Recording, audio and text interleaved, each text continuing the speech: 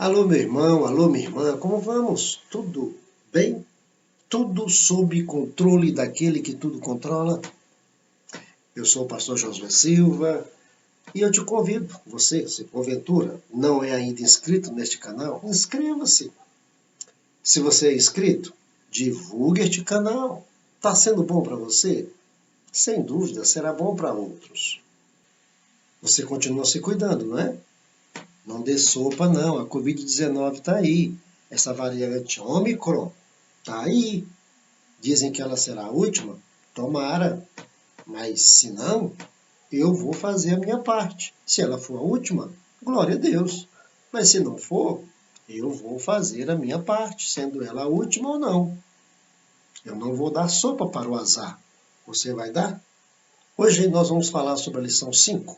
A lei da responsabilidade pessoal. O capítulo 18 de Ezequiel começa com o profeta chamando a atenção dos seus ouvintes a respeito de um ditado popular muito conhecido na época. Os pais comeram uvas verdes e os dentes dos filhos é que ficaram embotados. Em outras palavras, os pais comeram jambu, aquela planta da culinária paraense, e a língua dos filhos é que ficaram dormentes. Em outras palavras, os pais não podiam comer nada que tinha leite. Intolerância à lactose eles tinham. E eles comeram vários alimentos que tinha leite, só que o efeito da intolerância à lactose não foram eles que sentiram, foram os filhos. Os filhos de Israel diziam para Ezequiel que os caminhos do Senhor não eram direitos. Diziam que Deus era injusto, porque eles estavam lá no cativeiro, porque os pais deles pecaram. Então Deus estava cobrando deles uma conta que não era deles.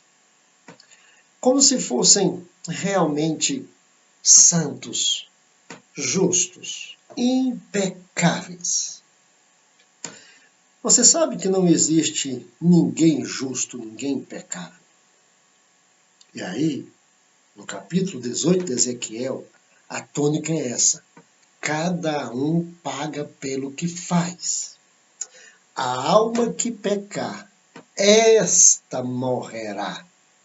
Mas no caso dos filhos de Israel, todos eram culpados. Os pais e os filhos. Porque aqui mesmo no capítulo 18, Ezequiel fala, se o filho vê o pai fazendo isso e aquilo outro e fizer, ele paga pelo que ele fizer, e não pelo que o pai fez. Agora o filho pode muito bem ver o pai fazer o que não deve e não fazer. É uma decisão dele. Ele tem o poder de decisão. Todos nós temos o poder de decisão. E olhe, Deus respeita nossas decisões. Pode ser a coisa mais louca, eu posso fazer. Deus vai pedir para não fazer, vai me orientar a não fazer. As circunstâncias vão me comunicar que eu não devo fazer. Os exemplos vão me dizer que eu não faça, mas se eu quiser fazer, eu vou fazer. E Deus respeita as nossas decisões. Deus respeita tanto as nossas decisões que Ele aceita que o homem, a obra-prima da sua criação, feito para ter comunhão com Ele, decida ir para o inferno. É isso que Ele quer? É claro que não. Mas Ele respeita as nossas decisões. Ninguém é inocente diante de Deus. Ah, não, eu sou assim porque meu pai fez isso, porque minha mãe fez aquilo. Ah, eu sou assim por aquilo, outro por aquilo. Eu sou assim porque eu decidi ser assim. Eu fiz isso porque eu decidi fazer isso. Eu estou na vida que estou porque eu decidi estar nesta vida. Ainda que eu achei que quando eu decidi, não iria acontecer o que está acontecendo comigo. Aconteceu com outros, mas comigo não. Mas aconteceu comigo. Ou seja, a culpa não é dos nossos pais. A culpa não é dos nossos líderes.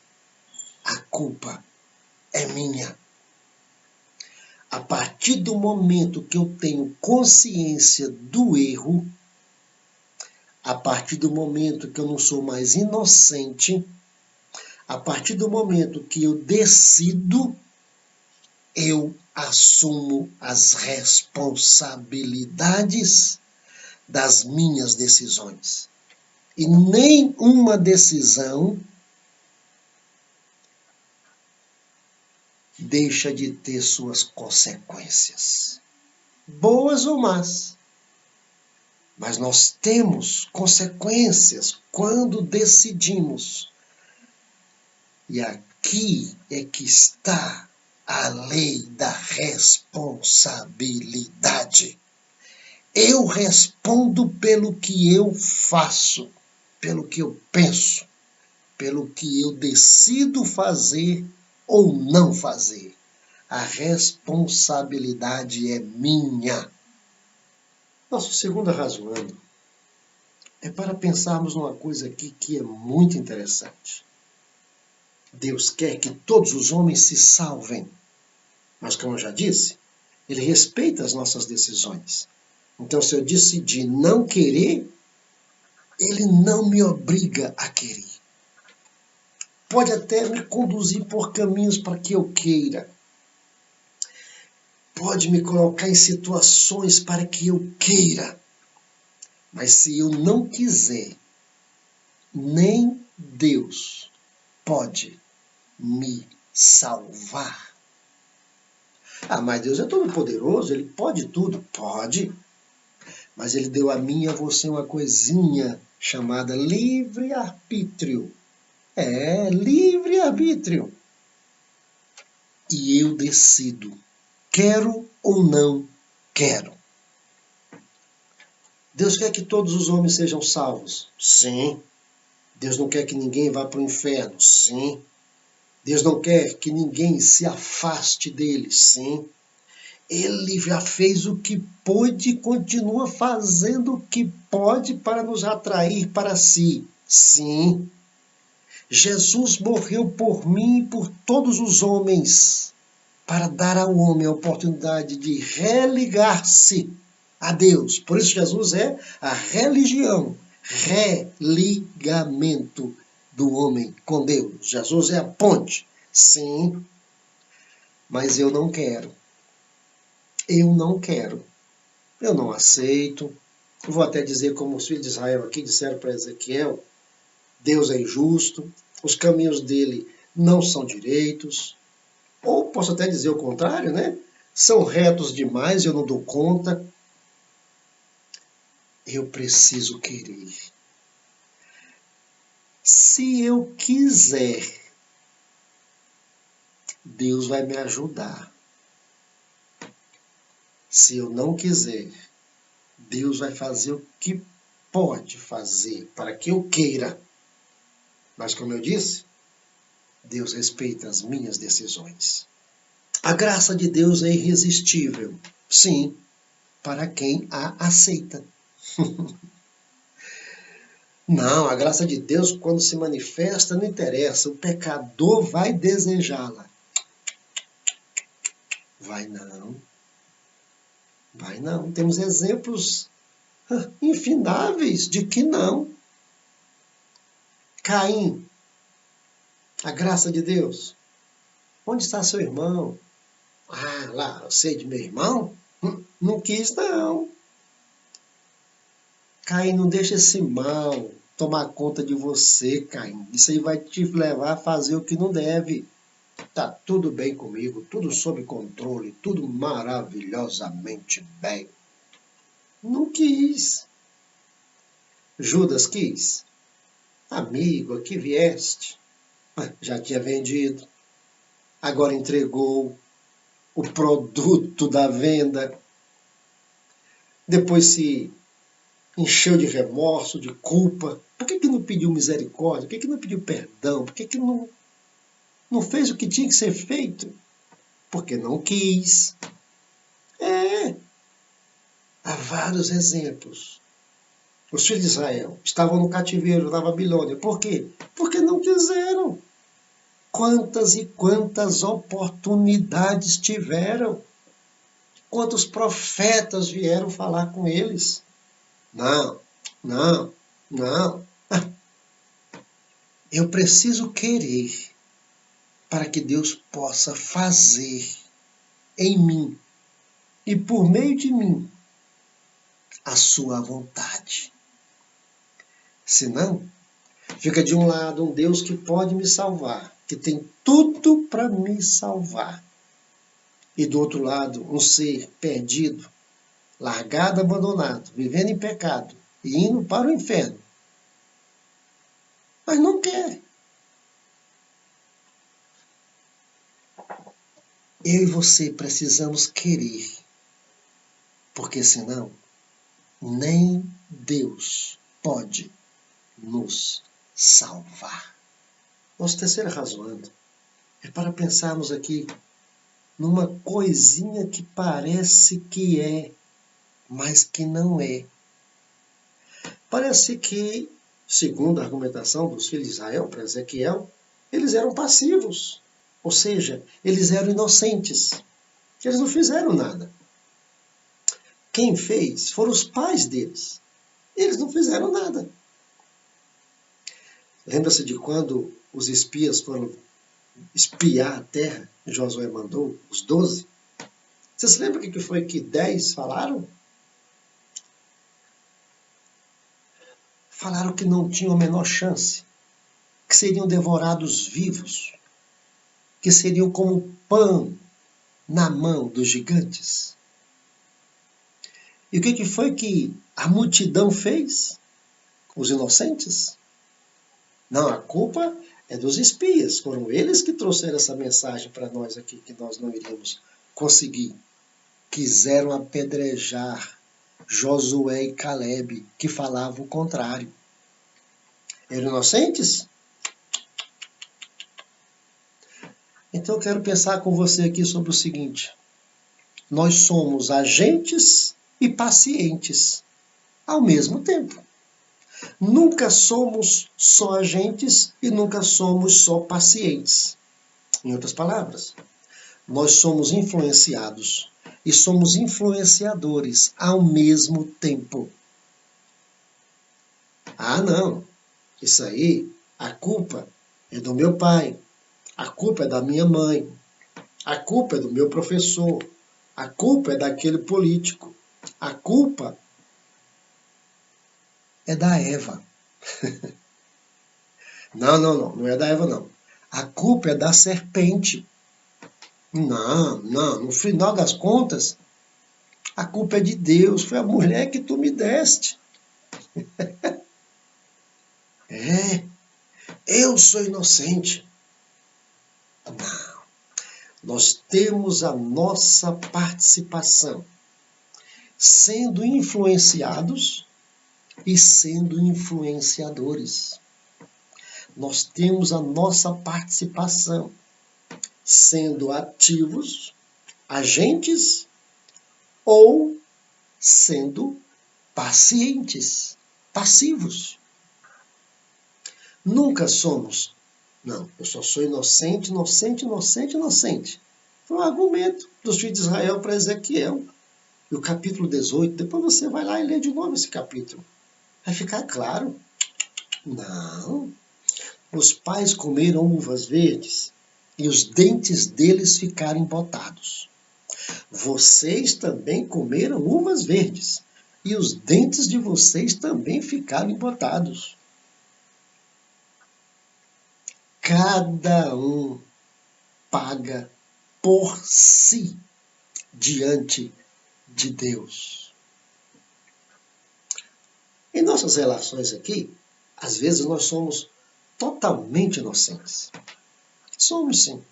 Às vezes você vê aí, a pessoa é presa, depois descobre que ela é inocente. Que tristeza, que coisa horrível. Nas nossas relações, pode acontecer de os pais comerem uvas verdes e os dentes dos filhos ficarem embotados. Sim, nós somos injustos, nós somos maus. Nós não temos o conhecimento do todo. E nós somos, às vezes, malignos para o próximo. Mas na nossa relação com Deus, esse ditado não funciona. Não. Cada um responde por si. É a lei da responsabilidade pessoal. Por isso, eu preciso querer. Porque se eu não quiser, repito, nem o ser mais poderoso do universo pode me salvar. Nosso quarto arrazoando é para pensarmos sobre uma teoria que estava sendo forjada pelos filhos de Israel lá no capítulo 18 de Ezequiel. É uma teoria que depois veio a ser realmente formulada no século XIX por um pensador chamado Hippolyte Taine. A teoria deste pensador chama-se determinismo. E o que é o determinismo de Taine? Ele dizia que o ser humano, não interessa, é fruto do meio em que vive, da raça da qual ele faz parte e do momento histórico da sua existência. Ele é fruto disso. Os filhos de Israel estavam formulando isso lá para Ezequiel. Ezequiel, nós somos filhos de pais que nunca quiseram servir a Deus. Nós somos filhos de pessoas que nunca quiseram ter compromisso com Deus. Nós vivemos em um meio de pessoas que sempre provocaram Deus à ira. E os momentos históricos que vivíamos eram momentos de prazer, de buscar se realizar e de não estar nem aí para Deus. O que você quer de nós agora? Nós somos fruto disso. Por isso nós somos inocentes. A culpa é do meio, é da raça, é do momento, e não nossa. Está vendo aí? Eles estavam lá, naquela época já, forjando essa teoria, determinismo. Há uma outra coisa que hoje está meio apagado, mas já fez muito barulho. Mas você já ouviu, e talvez voltemos a ouvir, porque essas coisas vêm e vão.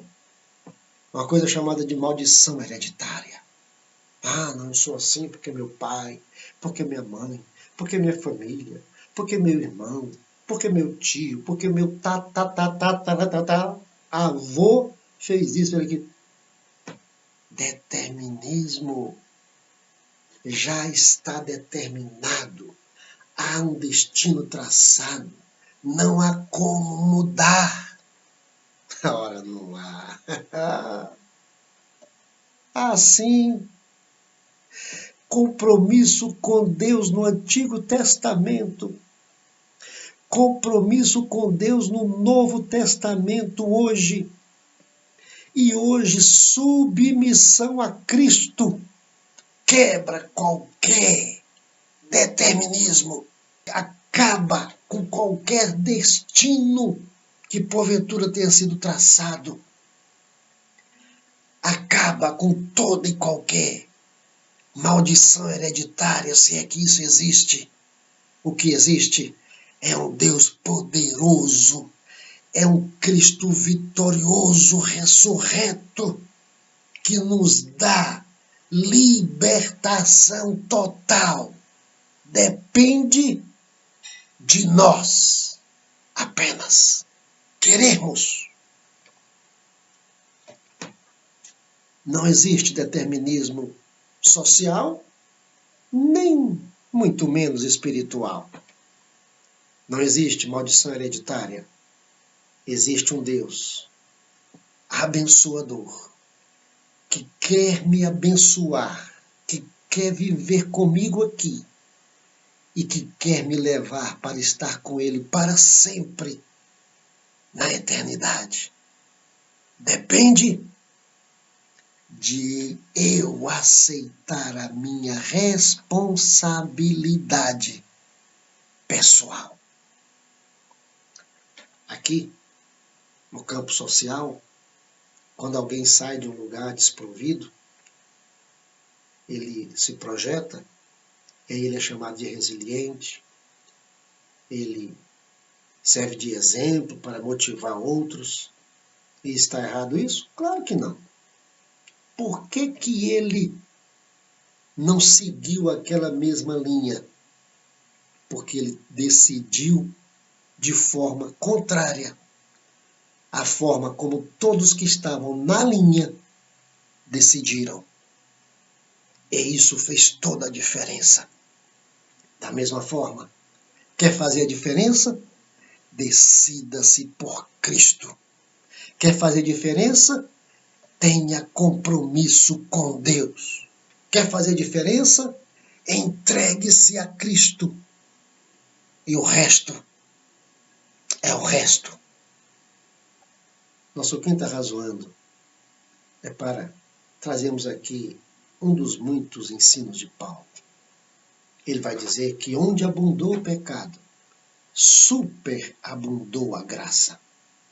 Agora, a graça superabunda onde abundou o pecado, para que eu possa fazer o que eu quiser, partindo do princípio de que a graça superabundante me permite pecar.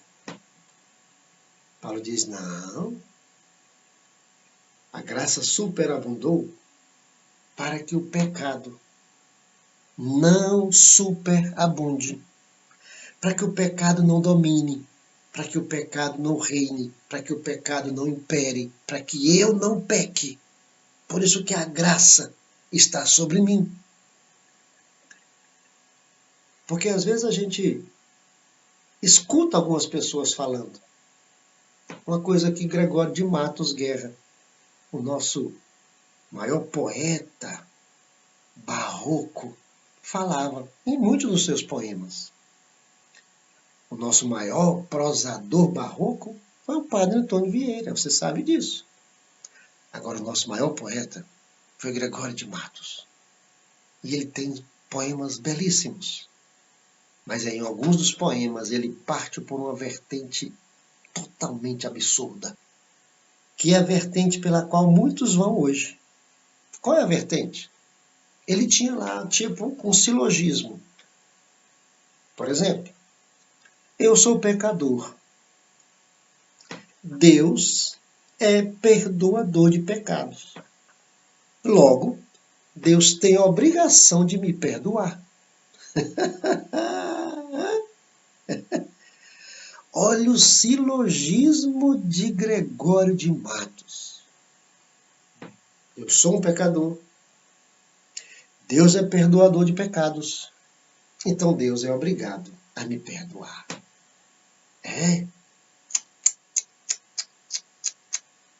Gregório de Matos estava errado. Quem seguia por este caminho está errado também. Que eu sou pecador? É verdade. Certo, Gregório? Que Deus é perdoador de pecados? Verdade, Gregório. Agora que Deus é obrigado a me perdoar? Errado, Gregório. Deus não tem obrigação alguma. Se Ele nos perdoa, é por sua graça, é por sua bondade, é por sua compaixão. E é não porque eu sou pecador, é porque eu me arrependo dos meus pecados. Aí o Deus perdoador me perdoa. A lógica que devemos seguir é de um outro poeta, Davi. A um coração quebrantado e contrito, Deus não despreza jamais. Perdoa-me, Senhor. Cria em mim, ó Deus, um coração puro. Não retires de mim o teu Espírito Santo. Em pecado eu fui gerado, mas eu não quero viver uma vida de pecado. Por isso, receba-me diante de ti. Que nos guiemos pelo poeta Davi e não pelo poeta Gregório de Matos Guerra.